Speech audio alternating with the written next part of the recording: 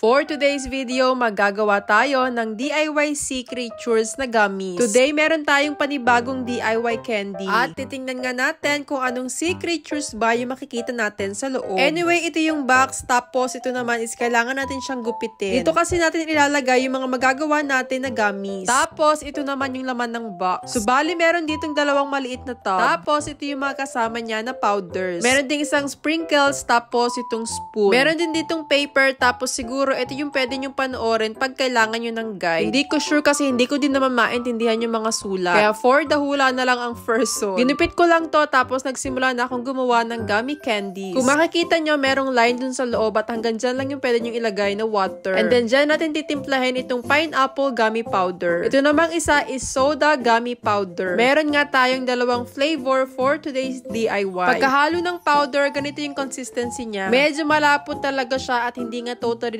na-dissolve yung powder. And nakalagay naman sa instructions na ilagay daw sa microwave for 10 seconds. Nilagay ko lang sa microwave, tapos ito na nga't lumabnaw na. Natunaw na yung powder and pwede na nga tayo mag-start na mag-mold. Sobrang dali lang gawin ng DIY gummy na to. Kasi kailangan mo lang talaga siyang ibuhos dito sa mold. Kailangan lang talaga medyo bilisan kasi mabubuo na yung mixture. And hindi ko alam kung babalik ba siya sa liquid pagka nilagay ulit sa microwave. Sa color naman ng sea creatures, kayo nang bahala. Pwedeng isang kulay lang, tapos pwede din na hati. Pwede din naman kayo mag-mix-mix or kaya naman is mag-design-design. Dito nyo pwede ilabas ang inyong creativity. Actually, ako kung ano lang yung matripan at maisipan ko ng time na yan, yun lang yung ginawa ko. And habang ginagawa ko to, naiisip ko matutuwa dito ang twins kasi favorite nga nila mga sea animals. And parang first time namin gumawa ng candies na animals. Bago ko nga lang din pala napansin na meron pala to sa ilalim. At in fairness naman, buti na lang tama yung color na nilagay natin. Diba? Super cute. Meron din pala siya dong design. Inantay ko lang na tumigas itong ating molder and finally, eto nga at tuyo na sila. Para ka lang talagang nagawa ng gulaman. And syempre, dito is ready na sila para alisin sa molder. Mas madali kung meron kayong stick o kaya naman is toothpick. Para mas madali silang tanggalin kasi medyo aangat na yung sides. Anyway, meron tayong sunfish, blue tang, tsaka itong parang shell. Meron din tayong common clownfish, tapos seahorse. And then, ito naman yung sea devil. Diba? Super cute. And then dito, meron naman tayong sea turtle. Ito talaga yung pinaka nakikitan ko. Tingnan nyo naman kasi yung kanyang likod. In-arrange ko na din sila dito sa ating lalagyan. And munti ko pang makalimutan itong ating sprinkles. Dumating na din ng twins galing sa school. And sinurprise ko nga sila nitong sea creatures natin na gummies. Sobrang tuwang-tuwa sila at muntikan pang mag-away dahil nag-aagawan. Mahil kasi sila sa mga ganitong klaseng candies tapos animals pa. Ito nga si Charlie ay meron pa talagang pagsawsaw dun sa sprinkles. Aba, at nagkakatinginan pa nga. Hindi naman halata na nagustuhan nilang dalawa kasi tingnan mo, nag-aagawan pa kung sino ang kakain. At biruin nyo din kung gaano kabilis siyang naubos. Diba, ang tagal-tagal kong ginawa sa isang iglap, naubos agad. Nabitin pa nga at naalala ko merong natira dun sa tub kanina. Kaya tinanggal ko na din tapos binigay ko kay Charlie yung pineapple. And then of course, kay Chiro naman yung soda. Balak pa ang agawin ito ni Charlie. Pero sabi ko, dapat fair silang dalawa. Give me more.